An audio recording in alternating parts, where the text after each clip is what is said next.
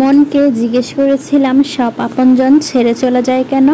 উত্তরে মন বলল, সব আপনজন ছেড়ে চলে যায় না, যারা ছেড়ে গিয়েছে তারা কখনোই আপনজন ছিল না। তুমি মানুষ হিসেবে কেমন তা অন্যজনের কাছে প্রমাণ করতে যেও না। তুমি শুধু তোমার ভেতরে সততার বীজ রোপণ করে যাও, সময়ে সব প্রকাশ হয়ে যাবে। যতই বলি মানুষ চেনা হয়ে গেছে, মানুষ আরও নতুন নতুন রূপ নিয়ে সামনে আসে। হ্যালো সবাইকে, আসসালামু আলাইকুম। কেমন আছেন সবাই? আই হোপ আল্লাহ তাআলার অশেষ রহমতে সবাই অনেক ভালো আছেন। আমরা আপনাদের দোয়াই ও ভালোবাসায় আলহামদুলিল্লাহ অনেক ভালো আছি। চলে আসলাম আপনাদের মাঝে আরও একটি নতুন ভিডিও নিয়ে। আশা করছি আমার আজকের ভিডিওটি আপনাদের কাছে ভালো লাগবে। আর ভালো লাগলে প্লিজ ভিডিও শুরুতে একটি লাইক দিয়ে ভিডিওর প্রথম থেকে শেষ পর্যন্ত আমার সাথেই থাকার অনুরোধ রইল। আর খুব ভালো লাগলে চ্যানেলটাকে সাবস্ক্রাইব করার অনুরোধ রইল। আজকে আপনাদের সাথে একটি রেসিপি শেয়ার করব, টমেটো দিয়ে সিলভার কাপ মাছের মাথার রেসিপি। অনেকে ব্রিকেট মাছও বলে থাকে। তো দেখতেই পাচ্ছেন এখানে আমি ব্রিকেট মাছের মাথাগুলো কেটে ধুয়ে খুব ভালোভাবে পরিষ্কার করে নিয়েছি। মাথাগুলো একটু বড় থাকায় মাঝখান দিয়ে কেটে নিয়েছি। এখানে 3টা মাথা কেটে এখানে 6 পিস হয়েছে। মাছের মাথা দিয়ে মুড়ি ঘন্টার রেসিপি চ্যানেলে দেওয়া আছে, তাই আজকে একটু অন্যরকম করে রান্না করব। তো পুরো ভিডিও জুড়ে সবাই আমার সাথেই থাকুন। মাছের মাথাগুলো কেটে ধুয়ে পরিষ্কার করে নেওয়ার পর এই তো এখানে অ্যাড করে দিতেছি হলুদের গুঁড়ো আর লবণ দিয়ে মাছের মাথাগুলোকে মেখে নিতেছি। প্রথমে মাছের মাথাগুলো হালকা করে ভেজে নেব। এই পর্যায়ে চুলায় একটি প্যান বসিয়ে দিলাম। প্যানে দিয়ে দিলাম পর্যাপ্ত পরিমাণে সয়াবিন তেল। মিডিয়াম আঁচে তেল গরম করে নিয়েছি। তেল যখন গরম হয়ে আসবে এই পর্যায়ে মাছের মাথাগুলো তেলের উপরে দিয়ে দিলাম। একটু হালকা করে মাছের মাথাগুলো ভেজে নেব। এক পাশ হয়ে গেছে, কিছুক্ষণ পর মাছের মাথাগুলো একবার উল্টিয়ে দেব। একইভাবে সবগুলো মাছের মাথা আমি ভেজে নেব। দেখতেই পাচ্ছেন সবগুলো মাছের মাথা আমি খুব ভালোভাবে ভেজে নিয়েছি হালকা করে। এখন আমি রান্না করব, তো সাথেই থাকুন কীভাবে রান্নাটা করি। রান্নার জন্য চুলায় একটি প্যান বসিয়ে দিলাম। প্যানে দিয়ে দিলাম পর্যাপ্ত পরিমাণে সয়াবিন তেল। তেল যখন গরম হয়ে আসবে এই পর্যায়ে দিয়ে দিলাম পেঁয়াজ কুচি আর টমেটো কুচি।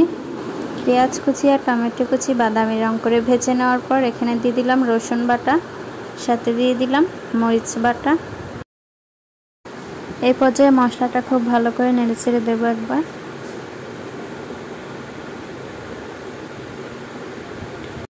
মশলাটা খুব ভালো করে নেড়েচেড়ে দেওয়ার পর দিয়ে দিলাম এখানে হলুদের গুঁড়ো,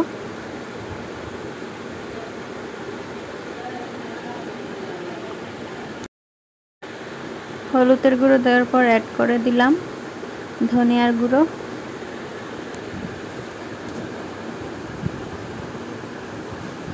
সামান্য পানি অ্যাড করে দিলাম।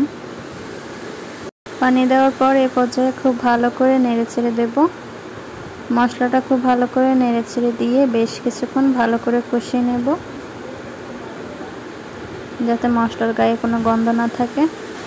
ফিরে আসছি মশলা কষানোর পর। বেশ কিছুক্ষণ পর ফিরে এলাম। মশলা কষানোর পর অফ ক্যামেরায় ঝোলের পানি দিয়েছিলাম। ঝোল খুব ভালো করে ফুটে গেছে। এই পর্যায়ে ভেজে রাখা মাছের মাথাগুলো একে একে দিয়ে দেব।